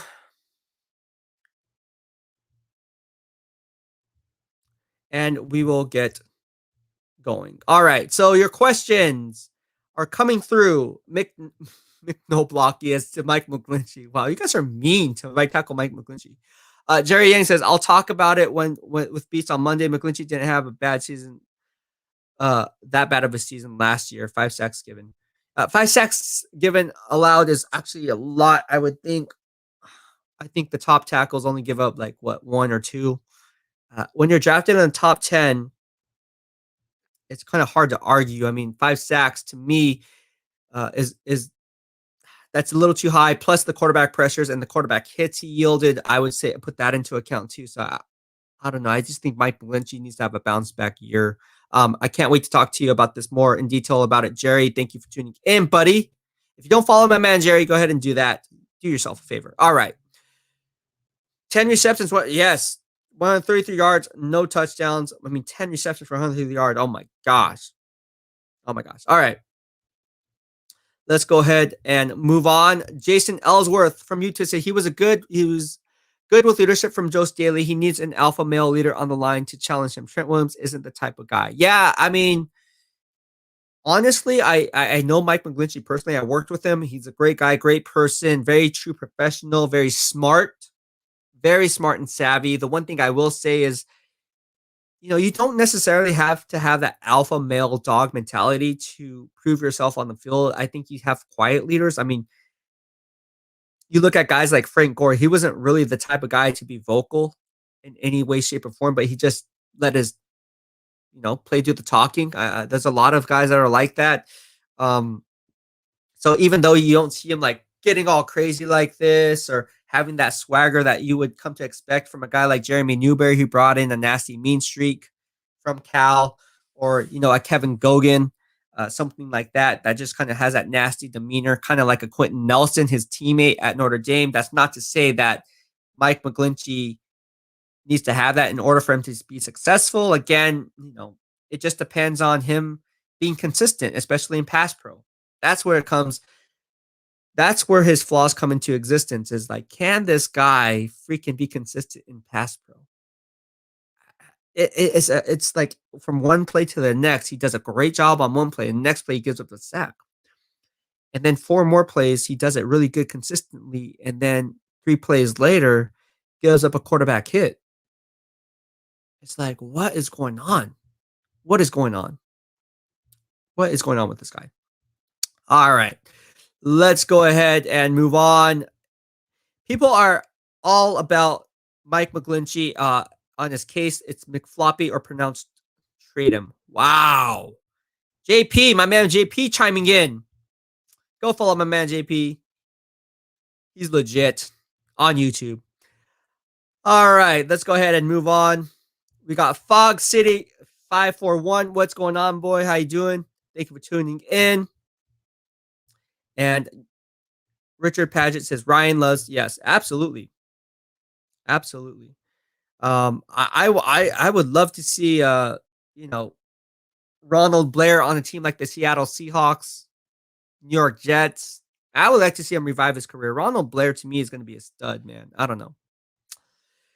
Romero from YouTube says, if Warner gets traded, let's draft Dylan Moses. I'm a huge Alabama fan, and I tell you this right now. I'll tell it like it is. I always do. I don't see Dylan Moses as being a first-round pick. I don't see that value. I've ran grading systems on him all year long, dating back to last year. Had he came out last year, he might have even been a first-round pick, honestly. But I just don't see it in Dylan Moses' game. I don't see the consistency. I don't see the explosion that you would like to see from an instinctive linebacker. Now, he's always in position on plays. He's never caught out of position. He can be the quarterback of the defense because he's very cerebrally smart and gets it from the shoulders up. However, for me, it comes down to a lack of athleticism. He's not the CJ Mosley type coming out of Alabama, right? He's not the inside linebacker that Reuben Foster was. You saw what Reuben Foster was, a freaking maniac, right? Roaming sideline to sideline, top 5 pick before the off-field issues came into play. So I don't see that. I don't see that type of mentality when it comes to a guy like Dylan Moses. I just don't see it. And it's just instancy. I mean, even Rolando McClain, you saw it, some of that. But I just don't see it in Dylan Moses' game, man. I just don't see it. So I would say pass. All right, let's go ahead and move on and take some of your questions. If you have any questions, go ahead and do that. Be sure to subscribe to my YouTube channel. If you're watching on Facebook, you can go ahead and open that on a new web browser so you'll be entered for our weekly giveaways. Again, we're giving out this. We're giving out this game day commemorative pennant complete with the NFL licensing logo. And we're picking up haters left and right, which is awesome. That's good news for me. And us and the BEASTwriter family. But anyways, that means we're growing. And we're giving away this NFL licensing backpack courtesy of the San Francisco 49ers that was given to me. So, good stuff. All right. Let's go ahead and move on. Let's go ahead and answer your questions. So Tobias England says, are your training videos on YouTube? Yes, they are. I actually, for those who don't follow me on Instagram, I've been doing this for 5 years now. When Insta Stories came out, I was posting on Insta Stories. I put them as a post. However, nowadays I say, you know what? I need more views. Even though it's getting like thousands of views, I need more views on YouTube. I need to monetize this. So I'm going to post my workouts on my YouTube channel. Yes, part of the BEASTwriter family is I post workout Wednesdays. I'll post workouts there. Obviously, I made a playlist. Again, if you guys are just tuning in or if you subscribe to my channel, this is something new. I spent 4 hours last night, not joking, since I cover all 32 NFL teams. I made 32 playlists of all 32 NFL teams categorized by the team. So if you want to see the Niners, the Pittsburgh Steelers, and what I had to say about the Indianapolis Colts, all you have to do is go to the playlist and just decipher through the podcast playlist and you will find the team that you're looking for. Also, I have my live stream. So we have our weekly show segment set up. Obviously, I have Yang Mondays, Tank Thursdays, Taco Tuesdays, Family Fridays like today. So that's all categorized for you in separate playlists as well as Workout Wednesdays or my workouts. So yes, to answer your question simply, it's in my podcast playlist or my channel playlist, I should say. Just scroll through and you will see the channel playlist and you can find my workouts there. I'll be posting more stuff for all of you because you guys wanted some of this stuff. So I'm going to give it to you. All right. Let's go ahead and move on.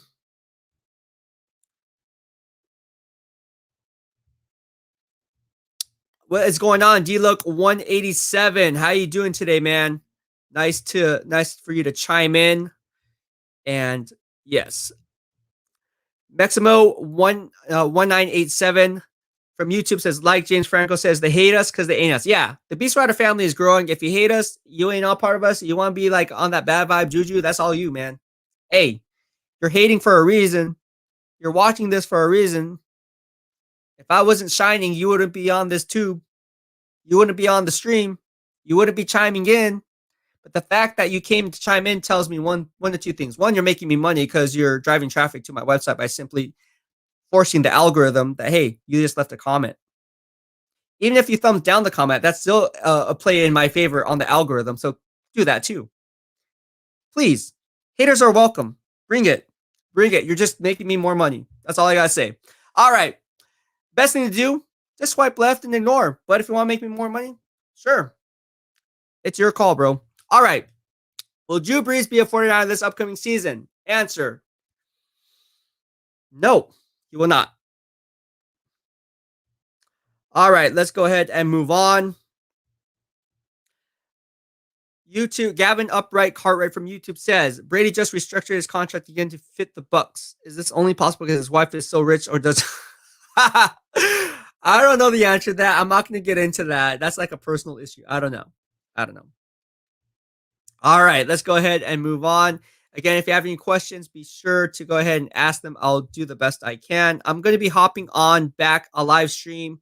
Well, it's going to be in half an hour, so I'm going to head out probably right now and answering the McGlinchey question, because I know all you guys want to know exactly my thoughts and analysis on if the 49ers were to trade right tackle Mike McGlinchey, how would that affect the 2021 draft as it relates to NFL free agency as well, because those are two moving parts. And if you don't have both your starting offensive tackles, because we don't know what's going to happen with blindside left tackle Trent Williams, they're going to be in a bind.